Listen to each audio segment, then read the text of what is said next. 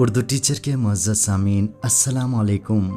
آج کی ویڈیو میں ہم بات کریں گے تنوع کے حوالے سے۔ تنوع کا لفظ نو سے نکلا ہے، جس کے معنی قسم، جنس، ذات، وضع اور ڈھنگ کے ہیں۔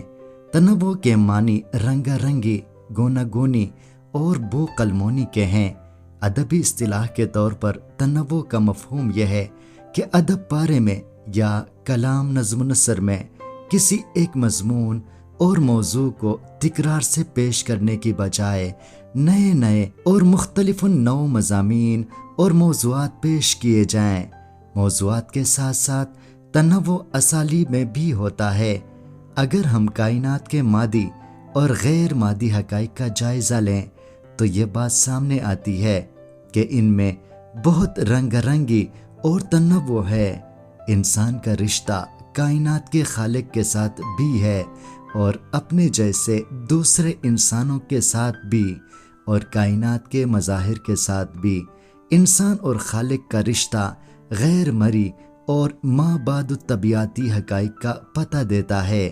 ازل، ابد، حشر، حیات بعد الموت، سزا، جزا، فرشتوں وغیرہ جیسی غیر مادی حقیقتوں کا علم ہوتا ہے۔ انسان جب دوسرے انسانوں کے ساتھ تعلق قائم کرتا ہے تو اس کی مختلف شکلیں ماں، باپ، بیٹا، بیٹی، بھائی، بہن، بیوی، محبوب، دوست، دشمن وغیرہ سامنے آتے ہیں۔ انسانی جذبات و احساسات کے مختلف رنگ، غم، خوشی، حسرت، غصہ، پیار، نفرت، رحم، ظلم وغیرہ وغیرہ منظر پر آتے ہیں۔ تنوع موضوعات کے ساتھ ساتھ اسالیب میں بھی ہوتا ہے۔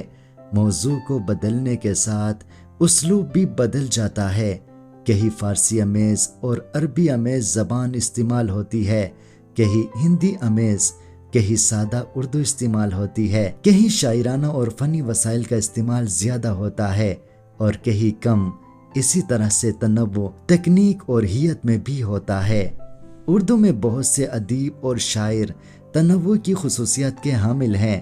مثال کے طور پر مرزا اسد اللہ خان غالب کے ہاں حیات و کائنات کے مسائل بھی ہیں، حسن و عشق کے موضوعات بھی، تصوف بھی ہے، مادی مسئلے بھی اور تہذیبی معاملے بھی۔ اسی طرح سے کہیں انہوں نے ظرافت کا پیرایا اختیار کیا ہے، کہیں سنجیدگی کا، کہیں قول محال کا۔ غالب کی بعضی غزلیں دقیق پیرایا بیاں کا نمونہ ہیں اور بعضی سہل ممتنع کا درجہ رکھتی ہیں۔ جدید شعراء میں مجید امجد کے ہاں بطور خاص موضوعات، تکنیک اور ہیئتوں، مثلا پابند نظم، معرہ نظم، آزاد نظم، مخلوط نظم وغیرہ کا تنوع ملتا ہے۔ نثر نگاروں میں اسلوب اور تکنیک کے لحاظ سے سعادت حسن منٹو کے ہاں بے حد تنوع پایا جاتا ہے۔